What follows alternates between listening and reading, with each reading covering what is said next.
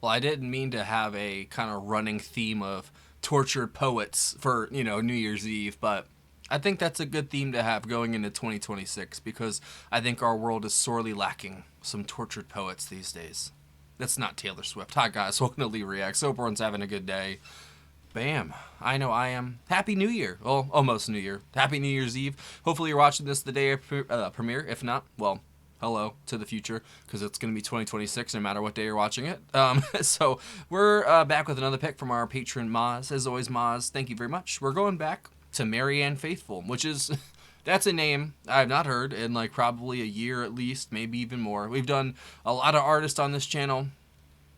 She was one of them. I think it was from this album called Broken English, which is apparently her self-described masterpiece. And I was going to do this song on the 8th, I think. I don't remember if I posted this post beforehand. I was going to do it on, the anniversary of John's passing, whatever date that is. But I decided against that, and I decided that we're going to do this on New Year's Eve. It's going to be the featured track. Because I miss John. I miss listening to John's music on here. I listen to Imagine a lot, like the album on my own time and Plastic Ono Band and stuff like that. But I don't know. There's just something special about his music, obviously. And I did a lot of research on him recently.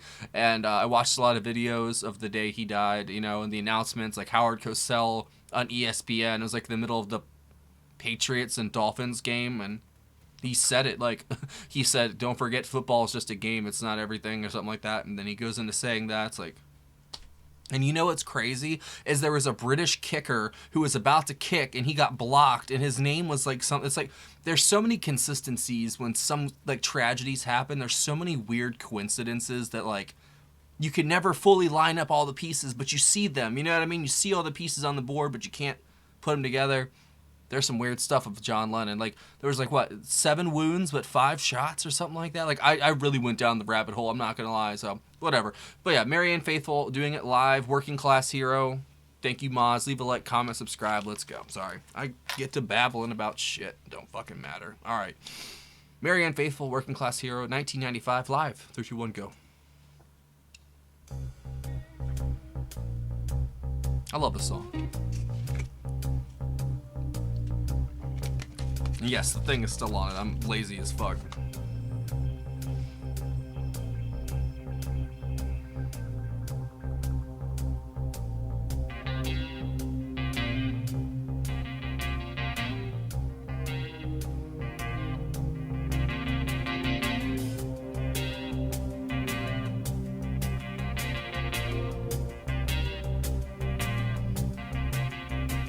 As soon as you're born, they make you feel small.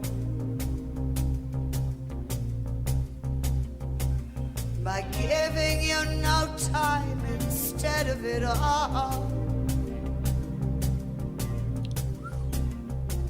Till the pain is so big, you feel nothing at all.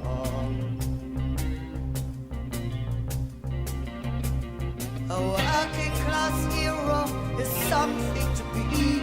Ooh, that was good. A working class hero is something to be.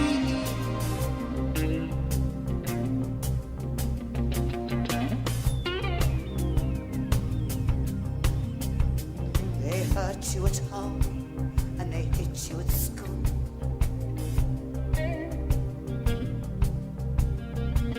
They hate you if you're clever and they despise a fool. So true. Till you're so fucking crazy you can't follow their rules. She is gorgeous. A working class hero is something to be.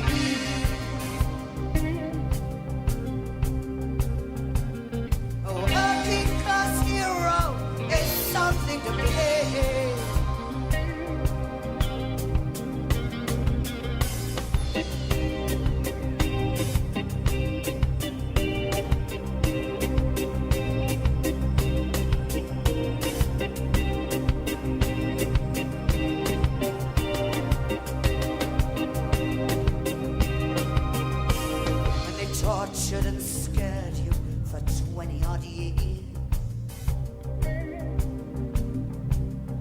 is such an interesting rendition. And they expect you to pick a career,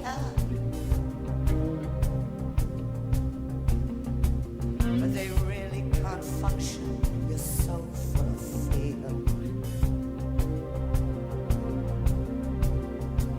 A working class hero is something to believe. A working class hero is something to believe.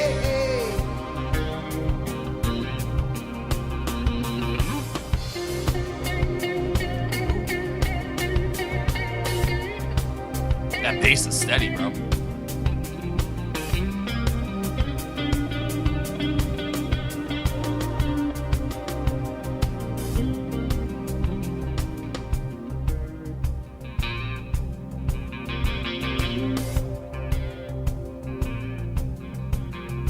Keep you doped with religion and sex and TV. And more than that. And you think you're so clever and classless and free. But we're all fucking peasants as far as I can see. More than we know. A working class hero is something to be.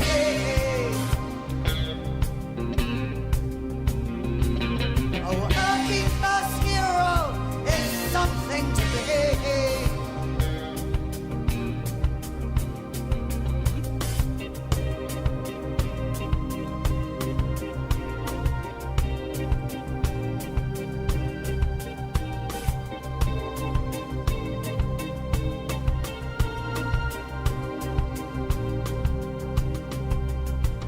There's Rome at the top, they are telling us still.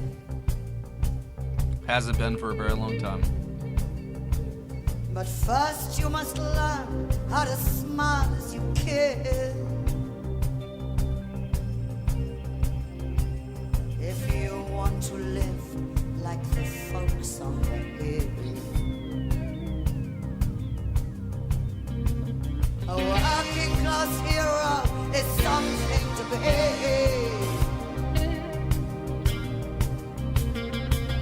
A working class hero is something to be.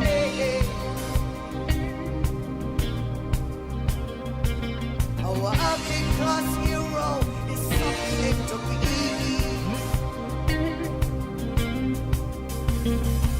A working class hero is something to be. Wow. Hell yes.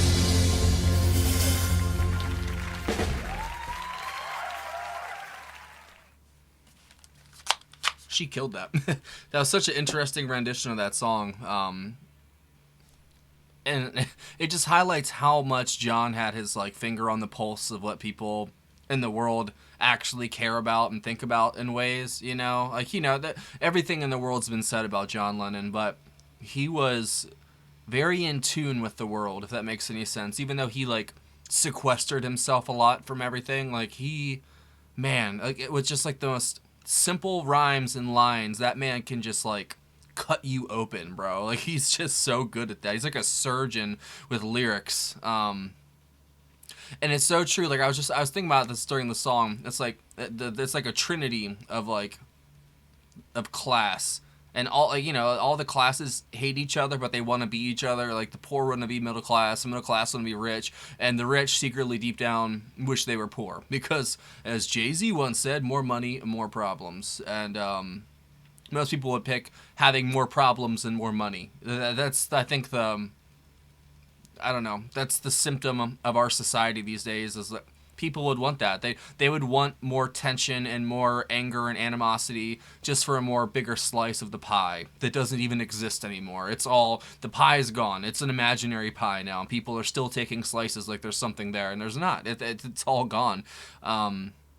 It's been spread across the world, all these other countries except for ours, you know what I mean? Like, and I don't even want to go down that rabbit hole, because you guys know I'll be here all fucking day, but like, you know, it's harder and harder every day to become to be a working class hero, which, I feel like is a romanticized thing, but, having to work, sun up to sundown, that's just what people used to do. You know what I mean? It wasn't like it was a big thing, but nowadays, like, your job is your life. People actually, like, identify with what their work is. You know what I mean? And I guess that's one way to live your life. But there's so much more to it than your job. And that's just what capitalism does, is it just, like, makes you, and I'm not like some anti-capitalist person. Like, we wouldn't have what we have without what we have, you know what I mean, and the systems we have in place. But at the same time, I feel like there could be so many better things that we do, and I don't know, like, there's so many things in the world that we could be fighting about, and we choose to fight about money, you know what I mean? Which is kind of like an imaginary thing at this point, I feel like, anyway, and obviously there's, like, currency and, digital dollars and stuff like that, but there's nothing backed by it. There's no gold-backed dollar anymore. Like, it's all just made-up nonsense. And it just gets diverted to this place and then diverted to that place. And this is like the government. Like, they just, like, everything they come for us for, they do it in spades. You know what I mean? Like, it's like the pot calling the kettle black when they arrest somebody for fraud or for somebody, you know what I mean? Like, you guys perpetrate more fraud, perpetrate more death and destruction than any other force on this planet. You know what I mean? And that's just normal. You know what I mean? When George Lucas made Star Wars, and, the empire is America. You know what I mean? And Britain. You know what I mean? Britain colonized half the world from a tiny ass island with a bunch of ships. And they basically held it for a while too, you know what I mean? Like, and then the flame came to America, and then we got all expansionist and colonialist and stuff like that. And I'm not some, like, woke idiot who's just gonna be like, oh, that's it, we're on stolen land, you know what I mean? No, obviously that's what happened, but may the best man win. And it wasn't a fair fight in the slightest, but that's the brutality of this world, is nobody gives a fuck. You got something I want, I'm gonna take it. That's just what people's mentality is, and it's so fucked up, man. We could accomplish such wondrous dreams together, and we choose just to fight each other over just nonsense. Like, that's what I get. I hate reading stuff on the internet, even though it's probably mostly bot comments and it's not even real. Like, people just arguing and fighting, and it's just like always this animosity, and, like, people are always on edge, and, like, that's just not how life should be. Like, we've completely inverted the meaning of life and, like, what we should be doing with it. And, we're only here for a select amount of time before we change the channel, and we just live our lives like little rats in a maze, running around looking for a piece of cheese or that pie. Like I said in the beginning, the pie's been gone since the 60s, but people are still taking slices like there's something there, We're putting it all on fucking pie credit, and eventually the bill's going to come due, and we're not going to have any money. We're going to say our wallet's in the car, and we're going to try and run. So what they're doing right now, they're trying to run to the car to grab their wallet that doesn't exist right now. And it's so fucking sad, man, because what are my kids going to fucking grow up with? You know what I mean? Like, I'm already at a point where it's like, damn, dude, I'm 31, and it's just like, so that's what this is really about. And it's such a shame, you know what I mean? Because we have so much money and so much power. We could do such great things. We did do good things. We did amazing things when, like, my dad and my grandpa were alive. But nowadays, we just rather, oh, fuck the left, fuck the right, blah, blah, blah, blah. They've got us pinned in these corners like we're fucking herd animals, bro. And it's just like, wake the fuck up. Like, it's about to be 2026, and we're still running around back and forth, bumping our head into fucking the wall. Like, it's all we do.